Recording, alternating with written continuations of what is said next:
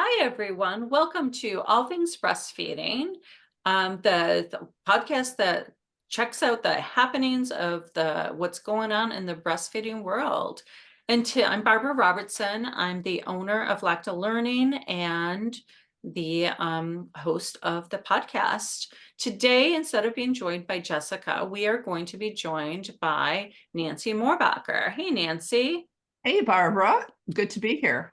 Thank you. Nancy is a world-renowned breastfeeding expert, and she has written Breastfeeding Answers Second Edition, among several other books. She has a great website. She's a speaker for hire. So lots of great things going on with Nancy. And one of the latest things that she's been working on, along with me, is this next edition of Breastfeeding Answers. So Breastfeeding Answers third edition.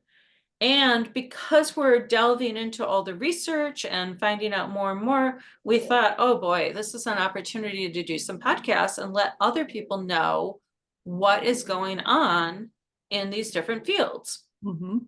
So today we're going to be talking about working in breastfeeding, and in particular, we're going to be talking about paid maternity leave. Now, we're going to be using the word maternity leave kind of throughout this because that's the language that is being used in the paper that we're referring to and things like this. But this could also be paternity leave, depending on if you have a trans man giving birth. So it could be a man as well. But the language in the studies is maternity. So that's the one we're going to be using. Yeah, parental leave is one that encompasses both. Right, exactly. But this particular paper that we're going to be referring to does say maternity leave. So. Mhm. Mhm. All right, so recently, and this was literally just recently, it was in 2024, Breastfeeding Medicine, the Academy of Breastfeeding Medicine, uh, issued a position statement on Mhm. this. And so if you are watching this, listening to this as a podcast, you can go to lactalearning.com, go to our blog and podcast. You'll find our show notes there and you'll find a link. If you're looking for it yourself, just Google Academy Breastfeeding Medicine position statement 2024 maternity leave and it'll come up. So Mhm. go ahead and do that for yourself. It's definitely interesting and it's worth the read. So I'm going to encourage you to do that. All right. So when they did this position paper, what did they suggest? Well, they recommended ideally a paid maternity leave of at least 6 months, but they Yeah, said minimum of 18 weeks. right. And that's pretty radical. Well, for the Very United States, it is, It's yes. very radical for the United States, but even most other countries aren't doing quite 6 months. There's a few that do that long. Mhm. Well, But I was yeah, I was in Sweden at one point, and they actually had a 1 year paid maternity leave for right, mothers, and then a 6 month paid maternity leave for their partners, or right. paid leave for their partners. So that the Scandinavian countries are probably the winners in terms of the length of Mhm, paid leave. But yeah, absolutely. some years ago it was the International Labor Organization that recommended a minimum of 14 weeks. Hmm. So a lot of the uh, the countries that we do business with primarily, are in that range usually. Right. And the thing about this is that I think that there's a general consensus that it's a good idea, but then people don't want to pay it for it. And so we'll talk Right. about that in a little bit. This has been on the radar for a long time. In Yes. 1979, the United Nations Convention on the Elimination of All Forms of Discrimination Against Women, uh, they pulled this in under that. Um, they wanted it to be part of it. They understood that it was important time Mhm. for a parent to bond with their child. And it's there other benefits too. We're going to be talking about it. But yeah, we want that bonding to be going on. But the other piece of this is that it really helps with breastfeeding. If we're going back to work really early, it can make it hard. So just off the top of your head, Nancy, what are some of the challenges to breastfeeding in specific that Yeah. happen if we're going back to work too early? Well, recently, one of the systematic reviews I read said in the United States, 23% of our new mothers return to work within 2 weeks of Yeah. giving birth. Yeah. And of course, at 2 weeks, there, the milk production is not fully established at that stage. Yeah. We have a lot of low income families who, maybe they'll have more than one part-time job, so they have no benefits. They have, may not even have sick days. Mhm. And that may be their only source of income. And Right. so what happens, when they try to go back to work at 2 weeks, I mean, I don't even like to think about it. It's horrifying because we know from some of the other research that even going back to work at 5 weeks, the average birthing parent is experiencing 6 childbirth related physical symptoms. Yeah. At that stage, and even at 11 weeks, it's an average of 4 childbirth related physical symptoms, like headaches, pain, fatigue, all kinds of problems that are related to the fact that they haven't really recovered from childbirth when they're trying to go back to work. So there's that. But of course, with breastfeeding, that stage of breastfeeding from birth to around the first 5 weeks or so is when milk production is typically ratcheting up. And the reason it's ratcheting up is because the baby is nursing very intensely. So if the nursing parent and the baby are separated, Right. obviously that's very difficult to accomplish. Yeah. And so logistically, it just makes it really hard. And that whole supply and demand is just hard to Mhm. meet. You're looking at a bottle fed baby if you're away, who then, you're trying to balance that. And Mhm. yeah, it makes it more complicated, more difficult. And then on top of the parent isn't even physically healed from the birth. Right. And Nancy and I, yeah, we just did a working and breastfeeding book group mhm. from Nancy and Kathy Kendall Tackett's book, Working and Breastfeeding Made Simple. Kathy is the publisher and I'm the sole author on that Oh, are book. you? Oh, sorry about that. I That's misspoke. okay. Um, and what was interesting, it was with a WIC population, employees of the WIC system, and then their community partners. And it was shocking to hear how many, especially if you're low income, how many of Mhm. these families are, because if you're low Right. income, you're more likely to go back to work earlier. Right. And so this is not only a problem in terms of that individual family, but when we look at it overall, we have some social economic, impact that is really Mhm. being felt doubly by these families. Mhm. So yeah, when we think about this, and breastfeeding, I think that people think, oh, breastfeeding, it's a nice thing to do, but actually breastfeeding really sets the health for that baby and also for the parent. Right. We know it's dose dependent, so a day is great, a week is better, a month is better, a year is better, 2 years is Mhm. at least 2 years is optimal. But Melissa Bartek in particular has done a lot of looking at how much do we spend per year in the US if we don't breastfeed. Mhm. And she has now, let's see, the total over $100 billion a year in the United States alone is the amount of money that it's costing us Right. if we don't breastfeed. Right, because what happens is that babies get sick, they get sicker, they get sick more often. Yep. Nursing parents, the same thing is true. And in fact, we know studies that have been done on women and the long-term impact of breastfeeding on women Mhm. show that even decades later, even women my age, have different health outcomes. Right.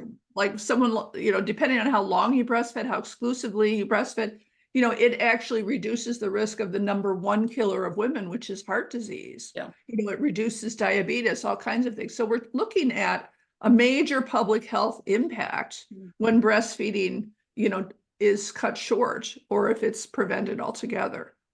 And here in the US, about half of our babies that are born here are on our Medicaid system. Right. So, we So as a culture are paying for that. yeah, the government is actually paying for many of these healthcare costs. And one of the systematic reviews that I read actually looked at is paid maternity leave worth the cost if you just look at it strictly financially? And the conclusion was absolutely yes, Absolutely, that the yes. preventative effect of having that paid maternity leave in terms of breastfeeding, and the ability to recover from childbirth before returning to work, Mhm. it literally pays for itself. They also found that mental health concerns were Yes. higher among Mhm. families who had to go back to Mhm. work earlier. Yes, and in fact, there was an interesting study done in Denmark because in Denmark, they actually increased the paid maternity leave from 14 weeks to 20 weeks. Mm, And so they took the health outcomes from the 14 weeks and they compared it with over time with the health outcomes when the paid maternity leave was 20 weeks. And they discovered that there was, a significant difference. And some of it was in terms of mental health issues. mm. That the longer the 20-week maternity leave, there were far fewer mental health issues among the parents than the 14 weeks. So yeah, it Yeah, does have an impact. And I can well imagine, I mean, especially the earlier you return, the more difficult it would be from a mental health standpoint. absolutely. Because people feel like they're underwater with a newborn baby anyway. I So, can't even imagine the stress. I mean, yeah, even if you're at home, you can stay home with the baby. Even that is stressful. But if you have to somehow combine that with employment, then that just ratchets up the stress.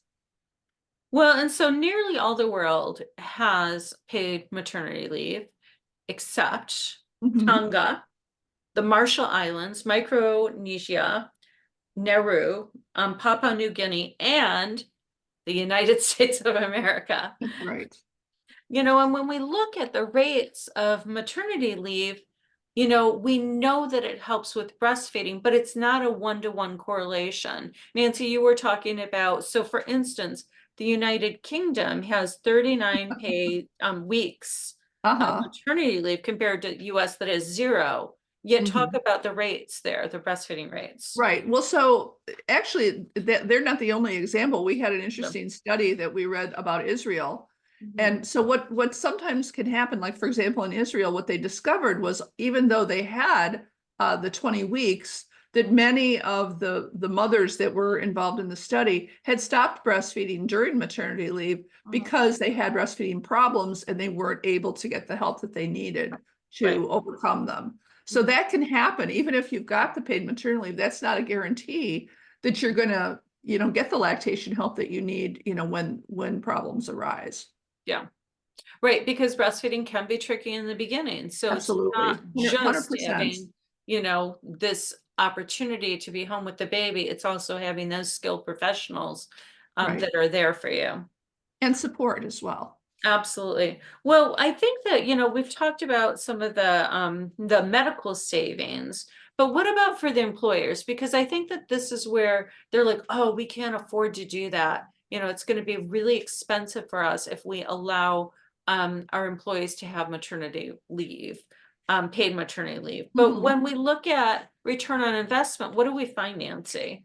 Well, the US government has on its website uh, that something that's called the business case for breastfeeding, which you can Right, certainly Google and find, that goes into what are the financial benefits to companies when they promote lactation. right, And what they've discovered is that for every dollar that a company spends on lactation, they get a reward of $3. right, And one of the big ones is employee retention, right. because when they have to replace an employee, that's a hugely costly process. Yeah, And so, that makes a big difference, when, a nursing parent can return to work and feel supported in the workplace, right, it makes a huge difference. They're much more likely to stay there. And that makes a big difference in terms of the company's bottom line. There's also, of course, the access to healthcare. They're going to be sick less, the baby's going to be sick less, and that's going to also impact the company's bottom line. right. Because the company is usually helping to pay for health Right. insurance in some way. Exactly. Hmm. Yeah, and that loyalty that you get, I had no idea how expensive it was to replace an employee. And Hmm. in many cases, it's about three times the employee's salary, Yes, their yes. annual salary. And so that's huge. Mhm. So the idea of like they might be paying for some time off Mhm. will save them in the long run Right. with One this of the documents I information. looked at recently was the executive summary of the 2023 report from the Society for Human Resources Management. Mhm, And they have a large number of companies in the United States that are members of their organization. And mhm. what I've been watching over the years as I've worked on various editions of Breastfeeding Answers is I've been seeing the percentage of companies who provide lactation support rise, and it's actually now above 50%. So, this shows that, companies are learning from one another too. And in fact, this latest report found that 32%, nearly 1/3 of the companies are now providing on-site childcare as well, which allows the employees to go nurse the baby, during break times and meal times. Which is just so fantastic and such a Yeah, supportive thing to offer. yeah. Well, one of the things that you found when you were looking at the research was a bit surprising. And it was about there seems to be kind of a cutoff with how long the maternity leave is and breastfeeding rates. Um, so it's not like it will give them maternity leave forever and it's going to make it better and better and better for breastfeeding rates. What did you find, Nancy? Yeah, so I mean, it does seem to make a difference up to like this 18-week cutoff Mhm. that the Academy of Breastfeeding Medicine, it says is the minimum. I mean, certainly it does make a difference up to that point. Absolutely. After that, it may or may not, depending obviously Not on as the clear. Mhm. individuals. Yeah. And who does, most people would like to spend more time with their baby at home, Yeah, right? absolutely. I do have families that here and there that the parent is thrilled to be going back to work Yeah, and more yeah. power to them, right? That is what, you know, um, true feminism is. Each person gets to decide what is right for them. Mhm. But the majority of families that I work with, they are very sad to be having to go back to work and leave their baby with someone else. Yeah. So having that. Well, it's funny, Nancy, because Breastfeeding Answer Second Edition, I was writing to you here and there, like, when is it going to be out? When is it going to be out? And it came out because it's Took my a long favorite. time. It's my favorite resource. Well, And I thank you. think this is exactly why you do the research. So we don't have to, although I'm doing it with you now. Yeah, yeah. And just, you mentioned about us working on the next edition, just to Yeah, let our listeners and viewers know, it takes a long time. a long So we're time. not like ready to release it anytime No, soon. no. So So hold on to your hats. it takes years. Yeah, it does take years. And so, yeah, we are very much in process. But yeah, Nancy and I, we believe very much in one of our core values is trying to have the latest research using the latest evidence. And if you're Right. enjoying this podcast, then you might consider one of our courses. We're offering a Mhm. lot of different things now, Nancy. Talk about Yeah. some of the things that we have available. Well, it's been great to be your co-founder on Lacta Learning. We have the court a 95-hour lactation specific course for those who are preparing to sit for the exam. We're just about to release a 50-hour course, Mhm. and then a 45-hour course that people could take, at different times if they want to break it up. Right. We also have a whole range of recertification courses for IBCLCs. We have a comprehensive course that actually, like our 95-hour course, includes breastfeeding answers in its cost. Mhm. And one of the things I love about the courses is that, they're online, but they follow exactly the outline that is needed, in terms of the topics to sit for the board exam. And so people Right. can focus in on those areas that they're particularly interested in or that they really need to work on. Yeah, the detailed content outline from IBLCE, Mhm. we literally follow that outline for our 95-hour Yeah, course and our yeah. 45 and our 50. Yeah, because it makes it so easy for studying and make sure that you've covered Mhm. everything. Right. So yeah, yeah, check out our courses, lactalearning.com.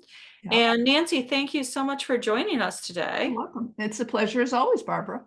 Well, and so you can find this podcast on your favorite listening device or on Lacta Learning. We can go to blogs and podcasts and probably Nancy's YouTube channel and mine as well, Lacta Learnings.